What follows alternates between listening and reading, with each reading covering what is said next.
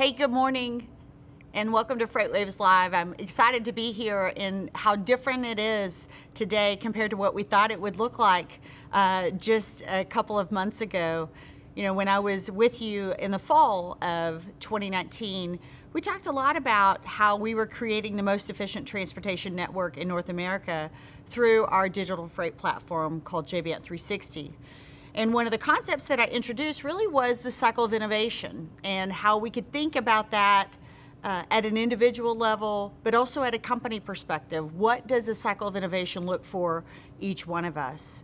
And we walked through that very first section of disrupt, and we talked about in disruption, we are either going to be getting disrupted or we are going to disrupt, and that can happen at the same time. It doesn't necessarily have to happen one or the other, but that was one of the focuses and one of the key objectives as we started thinking about reimagining what would happen from a transportation perspective, particularly around digital freight matching. How do we create more efficiency? What can it look like? And really being able to connect shippers, carriers, and transportation providers, all three together, really enabling a more efficient way to do business. Then our second piece of the cycle of innovation we talked through was adapt. And that for me was more on a personal level. How do I adapt to the disruption that is happening to us, but also that we are disrupting ourselves? And that change that we go through from an adapt perspective, it really comes down to how fast can I allow myself and our organization to get there? Because we're all doing that at a totally different speed. But once we can get the majority of our team there, we then move into the third part of our cycle of innovation, which is really accelerate. And when you think about what accelerate can do, we've been disrupted, we are disrupting, we've adapted to that both personally and professionally, and now we can take those two ideas and really move our company forward into acceleration. Now, when we came into 2020, that's exactly where our organization was. We had a national sales summit and we rolled out our theme of accelerate, our third phase of the cycle of innovation, how we were going to use the disruption that we had done to ourselves, but also what we were doing in the industry, how we had adapted, and how we were going to further accelerate on behalf of our customers, our carriers, and for the individuals that work here within our organization. But how that has changed and how that's changed during this time, because in acceleration, we can use those same themes to happen until that cycle of innovation just moves back to the original place, which is through disruption. That's exactly where we find ourselves today, is thinking about this outside disruption that has really moved everyone, made everyone think differently. And whether we were adapting at the right speed or not, that disruption was coming at us. It's made us really evaluate what our priorities are in our organization and very focused in on how do we help our people, our customers, the people we do business with, really move forward in an environment that is constantly changing, constantly being disrupted. How do we really get through that cycle of innovation? And so we've really keyed in on two priorities as an organization. The first one is the health and well-being of our employees and the people that we interact with, and that's a focus for us first and foremost as a company. You know, in this environment, as we think about the adapting we're making to working from home, we also are thinking about how do we adapt the way we do business internally with each other, how do we do business differently with our customers, and certainly with the people that we do business with from a vendor perspective. And it's been interesting, the level of collaboration that's really occurred through the work from home environment, from our customers really helping us think through for drivers, how could they be really champions of delivering essential goods and helping support that from a driver perspective. We've been really impressed and excited about our customer connectivity, from giving them meals and places to overnight park they traditionally wouldn't. In coordination with a few customers, we really developed what we believe can help change, not just right now during COVID, but really long-term, the way our industry can be more efficient, and really moving us to this next generation of digitization. And so being able to come to a customer facility, helping them see what is available from a bill of lading perspective, but transmitting that bill of lading directly there between the shipper or receiver and the driver, all without any human interaction, has been a big innovation for us as an industry. But the second priority that I want to talk about today is how do we meet the promises that we've made to our customers during this time of disruption? And I think it comes down to a few things that we're thinking about in our organization. The first one is staying in that collaborative spirit, staying in an environment where who might have been a competitor for me in the past, maybe that's actually somebody I need to collaborate very closely with so that we can solve larger issues, so we can think about together how we solve for a particular problem, like I referred to earlier, like EBOL. How do we do that together? I think this entire environment is making us think differently. It's challenging us to think differently. And if you're wanting to meet the promises of your customers, you and I both have to think very differently about what that means for us in our future. You know, one of our greatest challenges that we really need to think about as an industry is how do we get to real-time visibility? We have really great companies, many of you that are here in the audience, that are trying to solve for that. We're trying to do the same thing through JBant 360. But we as an industry have to come together. We have to connect. We have to understand what's happening with our shipments. Instead of holding back in only wanting to share what we have with only our customers, we have to think about a more collaborative process. We have to think about where can we share information like visibility that would further advance the supply chain. That will be a great challenge that we all could solve together. You know, when we think about meeting the promises of our customers' work has changed. They're constrained on what they've been doing in the past versus what they can do in the future, especially if our new norm is not so norm after all. So we've been talking to customers about how do we disrupt age-old processes that we've all done, like bill of ladings that have to be signed through paperwork, but also how about in the procurement process? Why do we continue to do bids in our industry the exact same way that we did bids when I was a pricing manager back in 1996? That has not transformed, it's not evolved, and it's because technology's not really been available to help us evolve. But you think about what's happening in the digital freight platforms, and really the revolution that's coming is being able to access information in near real time for everyone. So you think about being an EDI transaction-based system that was written years ago. Now we are moving to an API direct connectivity so that I can call on information that I want as the end user, what I want, when I want, how I want to get that.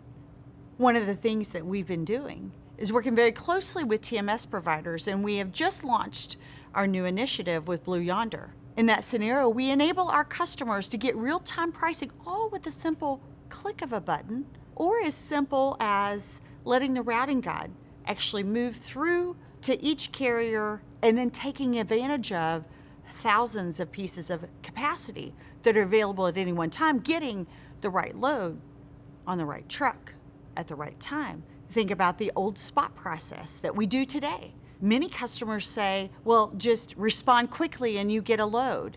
It's the fear of maybe not getting a load covered during a crisis or a last minute shipment. That transparency of information flowing back and forth. Some 30% of shipments that are moving today are moving with a carrier that was not planned at a price that's not planned.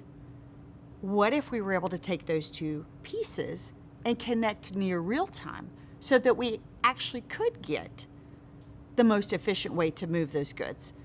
See, I would tell you what's happening in the spot market is the dislocation of capacity is the real issue in the spot market, meaning we don't have real-time access to where the shipments are at and where the capacity is at so that we can overlay those two together and get the best capacity, price, and service. That's the change that we're making. Those are the changes we're thinking about, working very closely with our customers. When we think about access, it's one of the reasons that we've rolled out Shipper 360 as an important part of our platform, further helping our customers gain access to thousands of pieces of equipment, transparency to the right price and capacity, and ultimately helping them make the best decision for their organization, really giving them best value overall. So as we stand today, we're in pilot with 2 customers to really think through that procurement process. Let's do something different. Instead of having a routing guide that's 30 carriers deep and then hope and pray somebody picks up a load at the right time at the right price, let's go 1, 2, 3 deep. And then let's use the power of a marketplace like JB Hunt 360, to really gain access to nearly 700,000 trucks. That will change the way we do business. That will move us to a more efficient way to do business. There isn't a carrier that I've met that doesn't want to eliminate the old processes that we have, making phone calls, negotiating prices, trying to find out if the load's actually going to be ready. All of that can be transformed, all that can be streamlined right with technology. And as we move into our new environment, whatever that is for us, we will start to think together. How we meet the promises of our customers will largely come down to this. Are you willing to disrupt the way you've always done business so that you can adapt internally and externally with your customers to further accelerate yourselves in this new way of doing business? Thank you.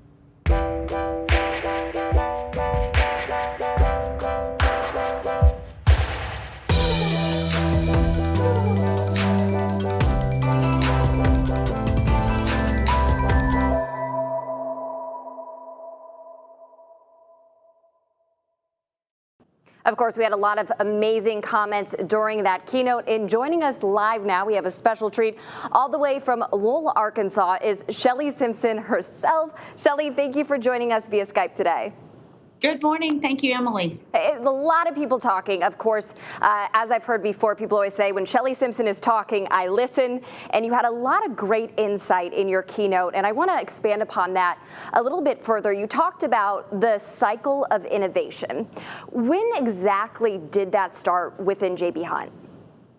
You know, I think it started when Mr. Hunt started our organization. You know, he probably didn't call it cycle of innovation, but he was constantly thinking about where he could take the business, what we could do differently. Think about us moving into intermodal, first motor truckload carrier to really take shipments off the highway, and instead of competing with railroads and truckers competing against each other, really changing what that looked like. Fast forward to the last, I would say, 5 or 6 years, we really started thinking about what is innovation and how do we move through that if we already have an established part of our business. And really smartphones started the entire thought process around how do we disrupt the way business has moved over the last several years, decades for us, and then how do we think about adapting? And that was such a personal level. When we were talking about JB Hunt 360, Emily, it took us years internally to make that movement into adapt before we could finally take it to accelerate. So it's something that we've fully embraced. It's the way we really approach everything that we do from a company perspective. How do we disrupt, adapt, and accelerate to help us move forward? And 360 will be on display in just a little bit. We always have the saying, 2 heads are better than 1, but you also could say the same thing, 2 companies are better than 1. You really want to collaborate if you're going to innovate. Talk about, you touched on it a little bit in your keynote, but who does JB Hunt want to collaborate with within this year, maybe the next few years down the line? Well, although we have really smart people, we also work with really smart people. And so not everything that we work on solves for the most efficient transportation network in North America. We need people that are really great at doing that work to come alongside us so that we can both do that for the industry together. I think that's an important component. For us, we're interested in working with carriers. We're interested in working with 3PLs. We have been in talks with 3PLs about how could we think about 360 empowering them. We don't think every 3PL will go away. We don't think that we'll be the only marketplace, but we do believe that we can create the most efficient transportation network in North America. And to do that, we have to be very open-minded as to how we use that. Think of open source, if you will. We are talking to our customers about it. We're talking to other 3PLs. We're talking to anybody we believe has a skill set that is different than ours and of an expert that we are. How can we put the two together and make it? Yeah, I know Slack was a buzz when you talked about working with your competitors, and I know sometimes people are like, oh my gosh, we can't work with our competitors, but as you said, you're willing to talk to anybody. We're going to transition now. Of course, I saw you in Chicago last, and I was hoping to see you in Atlanta, but the world is a much different place now with the coronavirus. How has J.B. Hunt responded differently to, say, external factors being the coronavirus versus internal factors you deal with every day? You know, that's a great question. It's such a different environment for all of us. But I'll tell you, Emily, we're focused on those two priorities here in the second quarter. I think if we focus on our people and making sure our people's safety and well-being is first and foremost, that extends even beyond that, because our people make sure that the people they work with clearly do that as well. And then really wanting to meet the promises of our customers, how can we think about what that means? As we're thinking about returning back to the office for the office employees that actually went home, we are completely thinking differently about what does the office look like. And so we have been spending time working on that. What will the office environment look like? I think it's too early to call what that will be for us, but certainly we are looking at ideas that we've not looked at historically.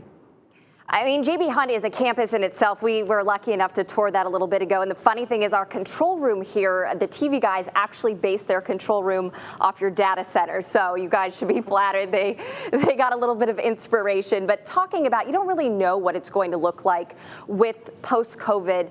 What is the work from home situation right now? How many people are in the office? What is J.B. Hunt doing to keep everybody safe? So, Emily, we have nearly 30,000 employees total. And if you think about the majority of our employees, they are our frontline essential workers. Drivers for us, that's the heartbeat of our organization. And so they're right there on the front line. We've been very focused on making sure they have the right amount of PPE. So that's all of our maintenance technicians, all of our drivers. And then we also have office people that are there supporting both maintenance and drivers. And so we've been very focused in making sure across the country that we have the right level of PPE. And then for the remainder of people, particularly here at our corporate campus, and then some of our other offices that could work from home, we're just making sure we're staying connected inside each one of those individuals and making sure that we are helping them understand the connectivity that they still have inside our organization, and that we will get through this. This is a pandemic, but it is a disruption in itself that we really can adapt and accelerate as an organization. You mentioned your drivers there. Obviously, J.B. Hunt has thousands of people working for them, but the people on the front lines are the drivers. What message would you have for those essential workers going to work every day, making sure we get everything we need so we could stay calm and we could stay stocked with our shelves? What would you say to the drivers? You know, I would say they really are our American hero. Every time that you think about a driver on the road, when you pass one, you should take notice of them going right beside you as you're traveling through your day to day. They are on the front line every day, making sure that we in our own personal homes have exactly what we need. I would say a huge thank you for the work they're doing. Take pride in what they're doing for our country, and that they are not just essential today, Emily, through this crisis. They are essential every single day that they're on the road. They really aren't the heartbeat of J.B. Hunt. They are the heartbeat of America. Yeah, great message there. We're going to kind of change the way we're talking. We've done a lot of COVID talk, but this industry is all about disruption. It's all about adapting, and that's what we've had to do in this environment right now. What collaboration formats do you believe are most advantageous for the industry right now? Well, I think anything that solves our broader issues. So I did just have a call with a customer on electronic bill of lading. You think about what is that problem that we're trying to solve. It's not just the old process, but the safety and well-being of anyone that comes in contact at a customer shipping and receiving facility. With that customer, I talked to them about, hey, if there are some carriers that we could talk with, so you could extend this to your entire portfolio, we'd be more than willing to talk to carriers. We'd be more than willing to white label it. Really anything that helps improve safety, well-being. I think when we want to collaborate, we do have to be very open-minded. One thing we talk about inside our organization is, if we're trying to find the most efficient way to move goods, that always won't be J.B. Hunt. We have to look at it more broadly, understand what that looks like. And if we come at it from that perspective, we will continue to grow with our customers. And I would encourage anybody here listening to be thinking about it from that approach as well. Great advice there. I'll leave you on the last question. Anything exciting on the horizon for J.B. Hunt that you would like to talk about, share, or anything about optimism for the future? I know we all need a little bit of positivity right now in our climate. So what would you like to share, Shelley? Well, I would say this. It is a wonderful opportunity for us to really dig further into the relationships that matter most to us. That is obviously in our personal lives, but also in our professional lives. And I feel like that connectivity will continue to help us move forward. There are brighter days ahead. We are in a moment, but we can actually relish the moment and say, what are the really great things that can happen as a result of COVID-19? How can I come out so much stronger? Everyone wants to talk about what's not going well. What is going well is our connectivity to each other. It's probably the best we've ever had it with our customers, our employees. I feel like anybody here listening can do the exact same thing. That for me, just being in a connection, knowing that I have people going through the exact same thing that I am, but also being able to work and solve our problems together. We can do this as an industry. That was incredibly insightful. We thank you again, Shelley, for joining us from Lowell, Arkansas. That was Shelley Simpson. She is the COO and president of, the president of Highway Safety, a very long title there. She joined us from Lowell, Arkansas. We do have exciting news coming up. I know everyone has been waiting for the release of Sonar 6.0. You just have to wait through the commercial break and you will see what 6.0 is all about in just a bit. We'll see you soon.